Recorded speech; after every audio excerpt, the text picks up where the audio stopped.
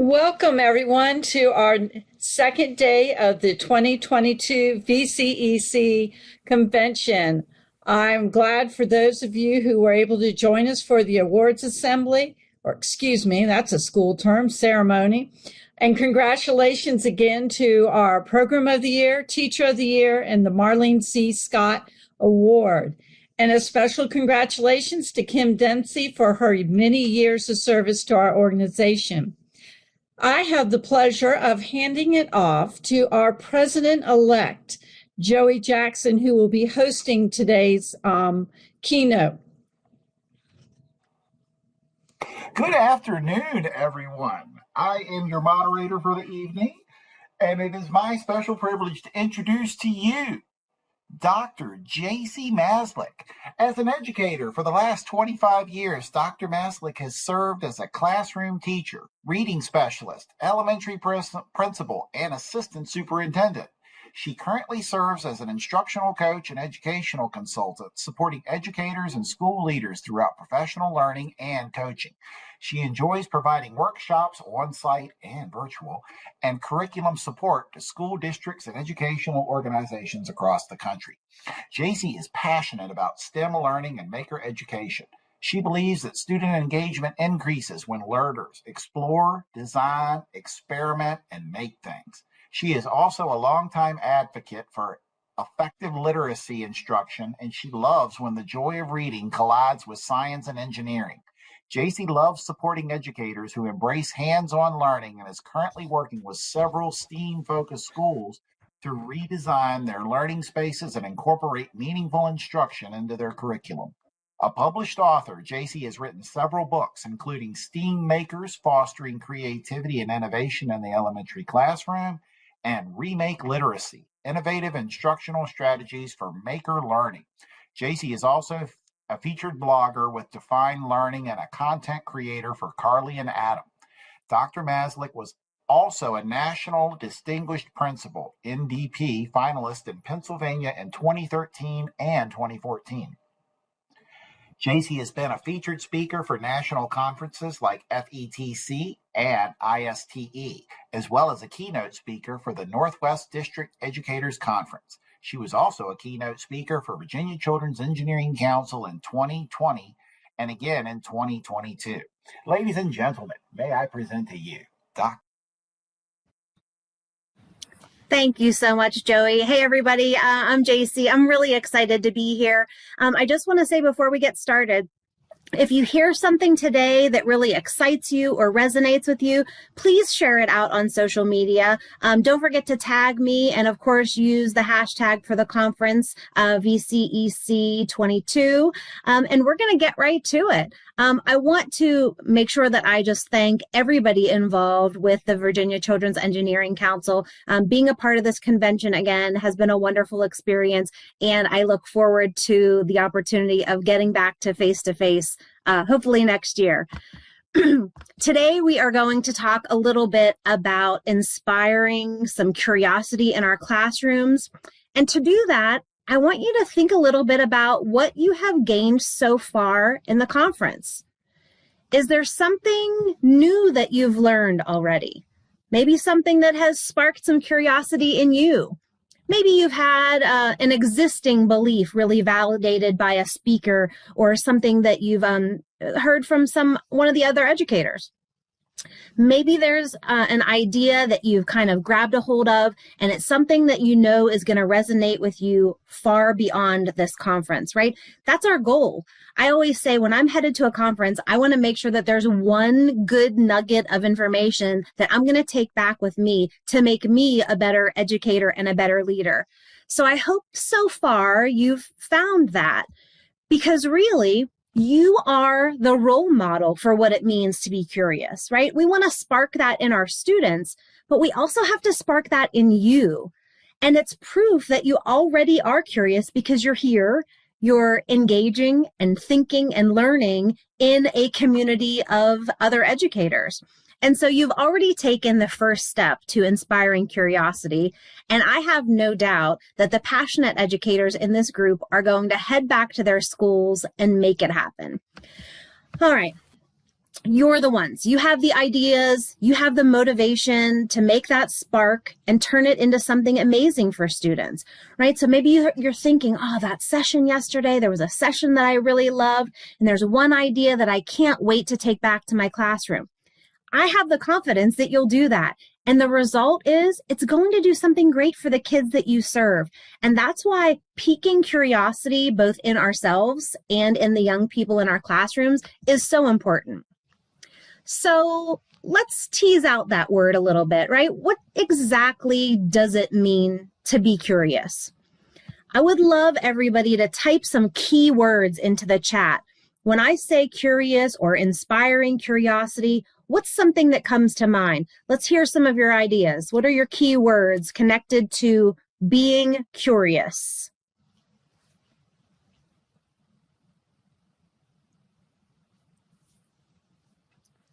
Ryan says wonder, creative, something interesting, wanting to know the why, being inquisitive, problem solving, discovery, making connections, excitement. Oh, Savannah, I love that. Yearning to know.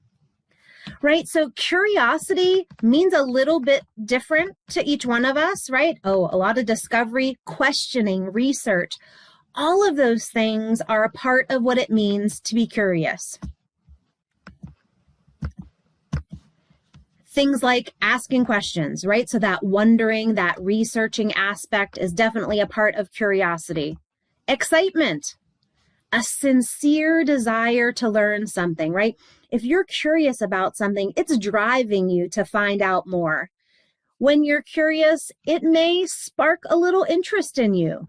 It may spark an interest in your students. Their ears may begin to perk up a little bit, right? You mention that thing that you know they're interested in, and all of a sudden you have their attention. Students will remain focused and be really attentive when we are doing something that is sparking their curiosity. It keeps them motivated, right? We know that in active, engaged classrooms, our students are motivated to collaborate and create together. That's what curiosity is all about. So how exactly can we spark that within our classrooms, right? And knowing that folks in our audience are in pre-K classrooms, we have folks who are teaching 5th grade, upper elementary, and everywhere in between. And the way that we spark curiosity in them may look a little bit different depending on age and grade and level, right? But it's in the lessons that we design as educators. We have the ability to set the stage and create a lesson or a unit plan or a project-based learning experience or a design challenge that really pulls on that curiosity piece, and it brings our students into the learning. The opportunities that we offer them, do we offer them experiences to collaborate and design together? Do we plan those with intention within our classrooms and offer materials and tools that we know will build on that interest and, again, build up that curiosity so kids are saying, oh, what is that my teacher brought in today? Boy, I wonder if I'm going to get to use that. The questions that we ask our students, right? We're modeling that curiosity for them when we ask them things. It also shows that we're interested in them as learners. It's in the enthusiasm that we share. If we bring something into the classroom that we're passionate about or that we're interested in, or maybe it's something that's, say, a hobby or a love of ours, it's going to build curiosity in our students. They're going to say, what, I wonder. I didn't know my teacher was interested in that. They're going to build off of your enthusiasm and passion. And lastly, the thinking that we model can show students what it means to be curious, just in the language that we use when we're talking to them. If we say, oh, boys and girls, today I brought in something that is just wonderful. It's in this box. Are you curious what might be in this box? Are you wondering what we might be able to create? How might we use our imaginations, right? All of that language that we share with our students allows them to use that language in their conversation, and we start to hear them saying similar things in their conversations with one another. So when we model that through our language and our thinking, we're showing them what it means to be a curious learner. When that happens, when we design opportunities in our schools for creative and collaborative learning, our students will thrive. And I've said this before in a lot of groups, but I have yet to walk into a classroom where engineering and STEAM and maker learning are being embraced. I have yet to walk in and see a kid sitting over in the corner not participating. These are classrooms that are fueled by curiosity, where kids are actively engaged in pursuing new knowledge, either on their own or together or alongside their teacher. That's the moment where they thrive. And to me, that's really the point where we have true learning happening, true learning that students are pushing forward and pursuing themselves. So I want to ask you, I want everybody to reflect a minute. Do you have a curious classroom? So we're going to do a little self-eval here. 5 sparks being that you are fully sparking creativity and curiosity in your classroom. I'd like you to rate yourself. Would you give yourself 1, 2, 3, 4, or 5 sparks on our curiosity scale? Go ahead and type that in the chat for us. Let us know how you would rate your curious classroom. Oh, I see a lot of 3s, some 4s. Oh, a couple 5s. Some 2s.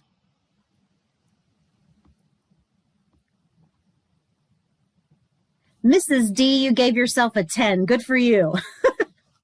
So from 1 to 5, we saw a lot of 3s and 4s. So everybody feels like they're definitely taking steps to build curiosity in their students. They're designing those lessons that will pull their students in. So the next thing that I want you to just think, and maybe just ask yourself, if you gave yourself a 3, what might help you to increase your rating by 1 more spark? What would it take? If you feel like, yeah, I'm a 3, I feel like I'm designing some good things, what else would it take to kind of up your game, right? Because that's our goal here at the conference. We want to fuel ourselves to be able to go back and serve our students even better than we did before. Right? So there's probably lots of things that come to mind. You know, maybe it's the fact that you need more time, right? Time to focus on curiosity-based learning experiences, time to look for new lesson ideas or find resources that you might share with students. Maybe you feel like you don't have the administrative support. Maybe you feel like, oh, I'm a 3. I could be a 4 if I felt more supported, or maybe if I collaborated more with my team or my leadership. There may be other things. If you have another idea that might help your, oh, Mandy said 2.5. What might help you to increase by 1 more spark? Type it in the chat and let us know. What kind of support would you need to up your rating to an additional spark?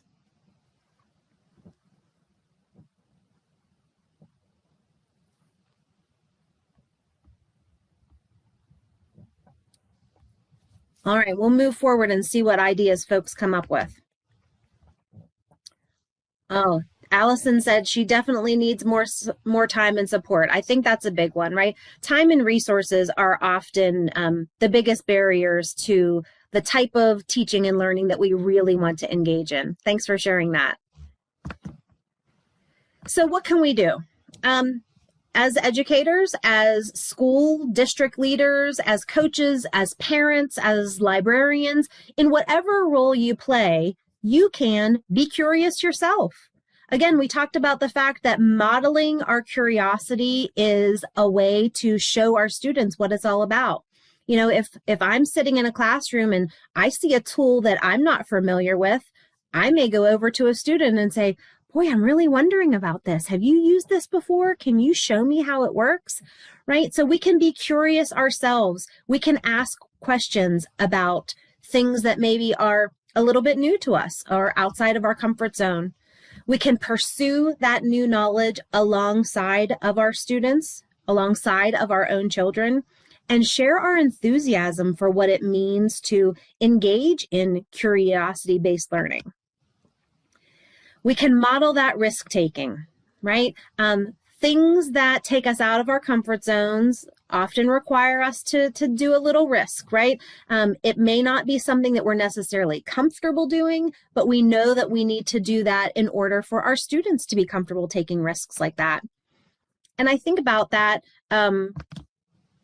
a lot when it comes to my own children. I have two boys at home. They are 7 and 9, and I'm hoping that I'm raising them to be curious. I try to bring home different tools and gadgets from school and allow them to explore and try new things. I try to use the language that I want to hear in them when it comes to building curiosity.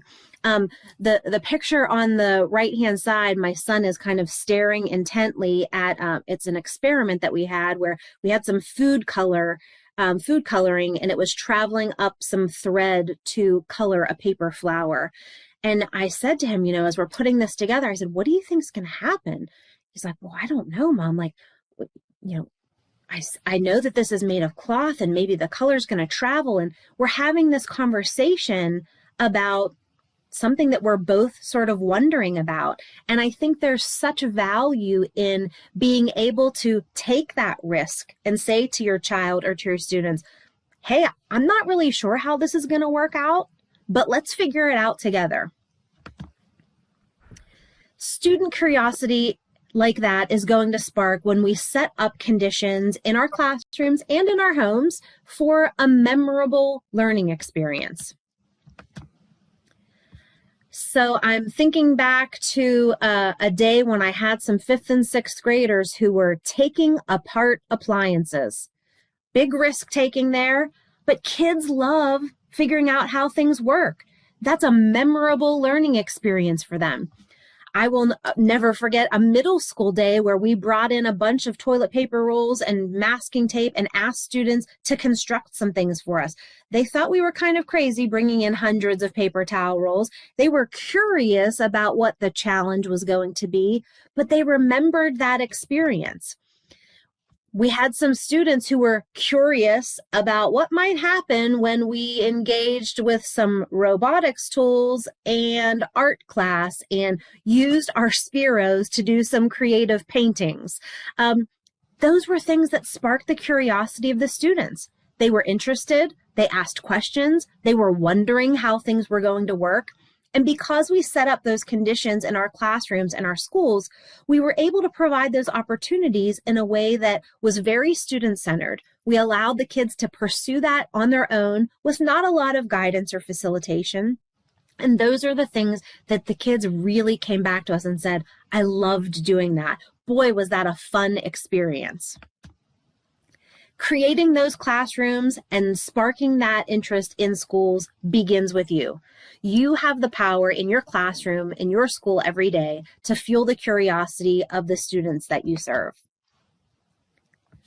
These are the young people in my house that I serve. These are my sons, and I hope that when you're thinking about the learning that you're taking away from this conference, that you think about my kids and your kids and all of the kids in your school, and knowing that every one of those kids deserves a teacher that is going to care about them and look for that spark, find a way to spark their curiosity and challenge them to learn new things every single day. I want my kids going to school every day thinking, what is my teacher going to do next? What tool is she going to introduce to us? What challenge is she going to offer us? Because every kid deserves that opportunity. It makes me think of the things that kids love, right? Whether it's coding or STEM, whether they're involved in a social emotional learning program, or they're engaged in the engineering and design process, whether literacy is their passion, or you're working to develop a growth mindset. All of those things are ways that we can connect with our students and start to fuel that curiosity in the school. And you're doing it. You're equipping students with the tools that they need to navigate. That's why you're here at a conference. You're continuing to better yourselves as educators and leaders so that your students can benefit from your learning and your passion. Speaking of passion, this is an old friend of mine. His name is Ben, and Ben was a student who was very curious about lots of things. Here you see him working with Bloxels, and he taught himself how to use them. He was very interested in pursuing that tool and that resource in his STEM space. And there was a teacher that really recognized that Ben had a spark. He had a natural interest and ability. And that teacher took it as her responsibility to find ways to help him thrive in the classroom. He was able to take a leadership role and model what he learned for others. That's what it means to inspire curious learners. This is Leo, another student of mine who was having a rough go at school. He was not feeling so successful. He was struggling a little bit with behavior. His grades were not so great. And he happened to stumble into our makerspace one day at lunchtime and was gravitating towards some of the woodworking and hand tools and just started tinkering, right? There's great energy in a space where kids are just allowed to tinker and explore with things. And that was him. To the point where he kept coming back every day at lunchtime and using some of the tools and trying some things out and watching YouTube videos on how to do the things that he wanted to build. And it became a real opportunity for him to continue to fuel his curiosity about building and creating in a space where not only did he feel supported, but he also had the tools and resources to do the kinds of projects that he loved. The beauty of that is you might never know the true impact. I mean, we introduced him to some woodworking, and who knows what might happen for him in the future. But when we expose students to things that they are curious about and give them the support and resources to explore it, who knows what will happen in their future. That takes me to my last friend. This is Haley. Haley was a student who was very interested in building and robotics and coding, and found some tools in our space that kind of merged all of those ideas together. And she would come into the space. She was working on this particular build that included all kinds of lights and circuitry and sensors. And it was just something that she enjoyed. She found a way to use what she loved in a creative sort of way. And it was a curiosity that continued to fuel her through high school and through college. She is now studying engineering as a college student. And had it not been for that one little spark that was introduced to her in elementary school, she may not have been on that path. So never underestimate what you're providing to students. Know that every spark and every opportunity that you share with them may be something that carries them on through their lifetime.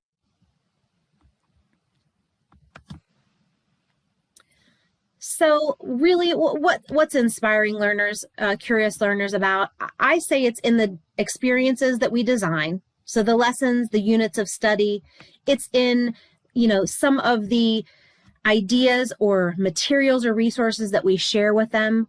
When we introduce those new ideas to students, that inspires their curiosity, that sparks their attention, that gets them motivated in the learning that we want happening in our classrooms. But it's also a little bit on us, right? We have to model that imaginative thinking, that curiosity that we want to see in our students. This is some images. These are some images from a teacher friend of mine, her classroom. She transformed her learning space into a restaurant. You can see that big eat sign there. She has some food and a cash register. She even had a sign from a local fast food restaurant. She brought these things into her classroom space and immediately sparked the curiosity of her students about why these things were there and what were they going to do with those and what would they learn. And she's telling them that it's going to be their math lesson. So boy, they're really intrigued now. And they're wondering, how is this going to help me to learn math? But she designed an experience. She set up this opportunity and created the conditions that allowed her students to continue that curiosity for a month-long study where they were just engaging in so many different aspects, not only of math, but of speaking and listening and engineering and design, that really allowed her students to continue to grow and learn together, but also to start to blossom as young leaders. We have here we have a middle school teacher and some of his students who were engaging in some building and engineering really for the first time.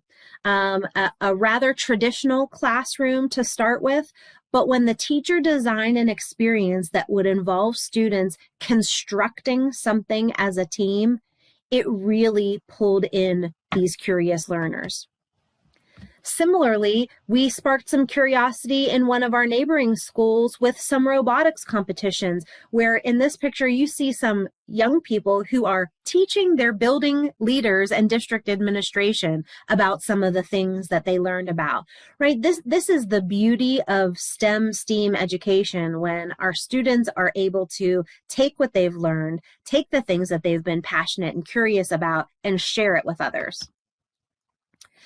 Here we have one of my favorite products, and I know they're associated with the conference, some Cori cardboard tools here. We have some young people who are using those. I love bringing those into classrooms. Students are very curious about how those work, how they're going to put things together, and what they might create with one another. We have marble runs in our schools and different sets of robotics. We learn circuitry. Sometimes all we need to do is offer these opportunities to our students, design lessons, or expose them to a space, a learning space, where these kinds of new ideas can be explored. We have some found materials here, some tinker trays, which are great opportunities for students to not only pique their curiosity, right? Boy, why did my teacher bring these into class today? I wonder what we're going to do with these. But allow them to use those in their learning as a way to tinker, design, build, count, categorize, right? Lots of great ways that we can develop this into a lesson for curious learners. All right, so what does trash have to do with all of this, right? I will never forget this is the day that I felt like I really piqued the curiosity of some of the students that I was working in with. I walked in with a giant bag of trash, clean, recyclable materials, and set it down in the middle of the room and started talking to the students a little bit. And they're looking around like, what in the world are we going to do with this? Their curiosity was sparked. And when I started to talk with them about all of the garbage that was going in landfills and just the amount of recyclable bottles that we had stored at our school, the kids started thinking about what they could do about it, how they might take action, how they could transform some of this into something better, or maybe even something useful. And that's sort of when they learned the old adage that one man's trash is another man's treasure, because they were able to take what they thought as garbage and turn it into some really wonderful things. Similar story there, I want to just connect with a friend of mine, a student friend of mine named Dylan, walked in one day. We had one of these on the table. I'd be interested. Show your students these, and they're going to perhaps know what it is. Maybe they won't, right? So he's like, Dr. Mao's like, what is this? I said, well, this is a radio. And he's like, well, how does it work? And I said, well, someone donated it to us. I don't think it works. And he said, I'm going to figure it out.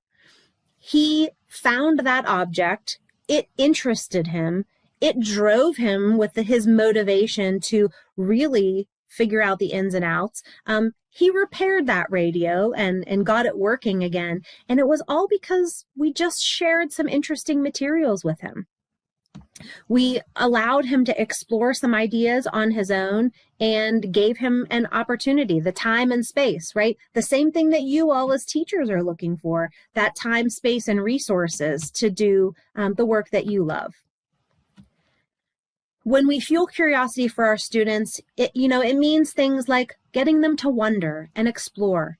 It means figuring things out or looking at something and wondering, what could that become, right? Looking at that bag of recyclable trash and saying, what in the world can I do with this? What might this become? A great example is from my friend Chris Woods, who I know is a friend of VCEC. A while back, he posted a picture that looked like this, and he said, what should I do with these? And he shared them with his students and said, what might these become? Right? That's such a great opportunity to share with your students. These were packing materials for something that he had received, and he offered them to his students as a way to say, I don't know what these might be, but let's fuel our own curiosity and turn them into something that you design. So if we're curious, right, let's say we've sparked that curiosity in our students, we've designed experiences for them, we've allowed them to explore different and new ideas, right? Now what do? Well, that last piece, I think, is the part that is important, right? We have to give our students the time and the space. We also have to be able to encourage them to use their imaginations and take those risks. And we do that in the way that we model that imaginative thinking, right? We have to step out of our comfort zones, and we have to be willing to try and learn some of the same things that we want from our students. We have to be curious ourselves. We have to try new things in the classroom. When we learn and grow as teachers and leaders, so do our students. That's ever clear in some of the work that I've done over the years. We had some teachers who were interested in what VR was going to look like, right? You can see the early stages of that. And it turned into an opportunity for a student, right? So teachers modeled the curiosity. It led them to an experience that they could share with their students. We had kids that were interested in circuitry and teachers who weren't sure how to do it. So they learned and they modeled their curious thinking and created a nice opportunity for their students to learn as well. We have young people who we know are interested in coding and music making and video game design. Well, if we as educators aren't curious about that and learn it ourselves, then how can we serve our kids? Right? It might just mean learning a new tool like Strawbees. But if we want our students to engage, then we as adults have to tinker and mess with that kind of material as well. So I want you to think about the ideas that we've talked about so far today, and what will you do? How will you design an experience when you head back to your classroom? How will you introduce a new idea to your students? Most importantly, how will you model that imaginative thinking so that you inspire curiosity in your students? I hope that you're ready to create that spark. I'm confident that all of you will. And I wish you the best of luck as you head out to inspire your curious learners. Thank you. JC, thank you for those wonderful words. Curiosity, oh my gosh, we need to capture it before they turn into those middle school teenage zombies. Oh, thank you so much. I was just thinking about some virtual reality goggles the other day. Thank you for these wonderful words of encouragement. Thank you for the opportunity. Do we have time to take any questions? Did anyone post a question? Let's take a look. If anyone would, I didn't. Barbara, did you see any? I did not see any in the chat, but it's a great time if somebody wants to turn on a mic and ask a question. Absolutely. Anybody want to hop on? And I'll just say, I have my information here. Please connect with me on social media. Feel free to send me an email or check out my website. And I'm also doing one more breakout session tomorrow evening on STEM and SEL. So if that's a topic that you're interested in, please join in tomorrow night. I think it's the 7:15 time slot.